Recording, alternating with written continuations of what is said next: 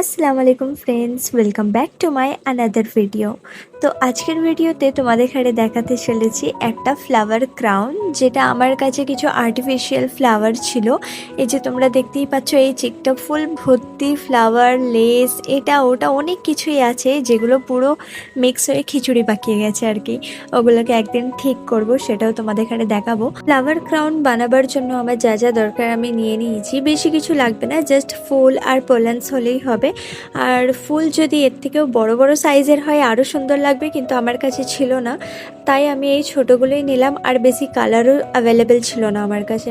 তো প্রথম আমি সবগুলো এমন ছাড়িয়ে ছাড়িয়ে রেখে দিচ্ছি, যাতে বানাবার সময় কোনো অসুবিধা না হয়।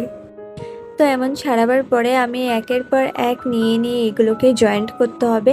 আর এটা ফোল্ড করাও খুব ইজি, কারণ এটার মধ্যে একটা তার দিয়ে আছে, যেটার কারণে খুব ইজিলি এগুলো একের সাথে এক জয়েন্ট হয়ে যায়। এমন করে ঘুরিয়ে ঘুরিয়ে আর কি জিনিসটা করতে হয়। তো ফ্লাওয়ার ক্রাউনটা আমি কিসের জন্য বানাচ্ছি সেটা তোমরা লাস্টে দেখতে পাবে।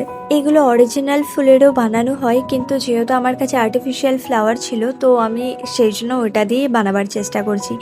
তো এই দেখো, এমন করে করে আমি এতটা বানিয়ে নিব। এই যে হচ্ছে ফাইনাল লুক।